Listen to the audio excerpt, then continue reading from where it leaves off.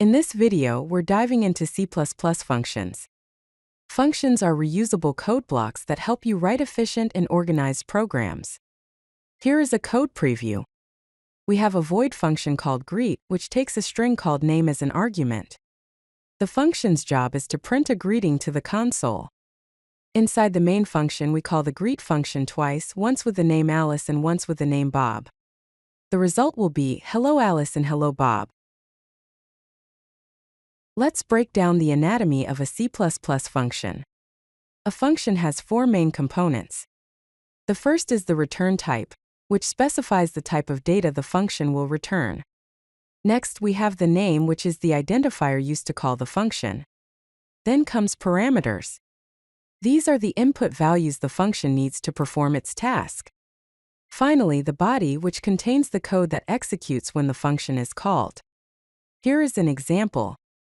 We have a function called addNumbers that takes two integer parameters, a and b. The function calculates the sum of a and b, and returns the result as an integer. We then call the addNumbers function with the values 5 and 3, and store the result in a variable called result. Now let's explore return types in more detail. C++ offers various return types to suit different needs. Common return types include int, which returns an integer value; double, which returns a floating point value; string, which returns a text value; bool, which returns true or false; and void, which means the function returns nothing. You can also use custom types like classes and structures as return types. Here's some example code. The function calculateSum takes two integer inputs x and y, and it returns their sum, which is also an integer. On the other hand, the function displayMessage has a void return type, meaning it doesn't return any value. It simply prints hello to the console, and doesn't require a return statement. Moving on to function parameters, there are several ways to pass arguments to a function. The first is pass by value, which creates a copy of the argument. Any changes made to the parameter inside the function do not affect the original variable. Next, we have pass by reference, which uses the original variable directly. Modifications made to the parameter inside the function will affect the original variable. We also have default parameters, which provide optional values for function arguments. If the caller omits an argument with a default parameter, the default value is used. Finally, constant parameters cannot be modified within the function, ensuring that the original value remains unchanged. Here's some code. The function increment takes an integer number as a pass by value. Increasing number inside the function only affects the local copy.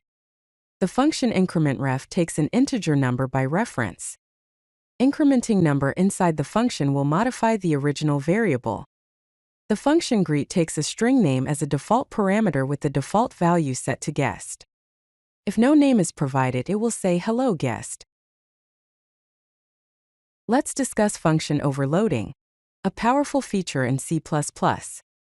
Function overloading allows you to define multiple functions with the same name, as long as they differ in parameter types or count. The compiler selects the appropriate version of the function based on the arguments passed during the function call. This increases code readability and is commonly used in object-oriented programming. Here's an example. We have three different add functions.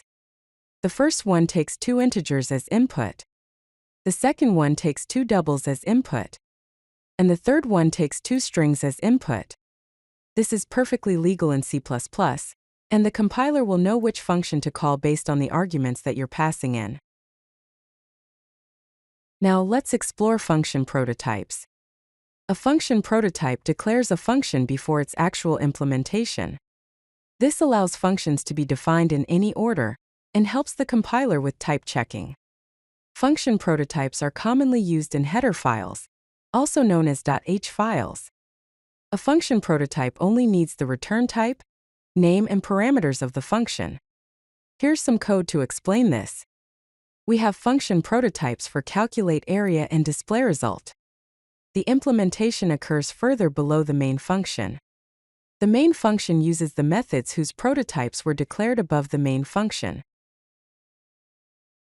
Let's explore inline functions, a feature used for performance optimization. The inline keyword suggests to the compiler that it should replace the function call with the actual code of the function at the point of call. This reduces the overhead of function calls, making it best suited for small, frequently used functions. However, the compiler may ignore the suggestion, and overuse of inline functions can increase the code size. Here's an example. The function max is a regular function that returns the maximum of 2 integers. The function min is an inline function that returns the minimum of 2 integers. The inline keyword suggests to the compiler that the code of the minimum function should be inserted directly into the main function, rather than making a function call. Now let's explore recursive functions. Recursive functions are functions that call themselves to solve a problem. They must have a base case to stop the recursion and are elegant for certain algorithms, such as calculating factorials, Fibonacci sequences, and tree traversals. However, recursive functions can be memory-intensive for deep recursion. Here's an example. The function factorial calculates the factorial of a given number n. The base case is when n is less than or equal to 1, in which case the function returns 1. Otherwise, the function calls itself with n-1, which is the recursive case. For example, factorial of 4 is equal to 4 times 3 times 2 times 1, which equals 24. Let's discuss some best practices for writing clean and efficient functions. First, follow the single responsibility principle, ensuring that each function has only one specific task. Keep functions short and focused, making them easier to understand and maintain. Use descriptive names that clearly explain the purpose of the function. Limit the number of parameters to 3 or 4 when possible, and return early to reduce nesting. For performance considerations, pass large objects by constant reference to avoid unnecessary copying. Use inline functions for small, frequent functions to reduce function call overhead. Consider using move semantics for returned objects to improve efficiency. Avoid excessive recursion depth to prevent stack overflow, and document complex functions with comments to aid understanding. If you like this video, hit that like button and don't forget to subscribe. Visit codelucky.com for more such useful content.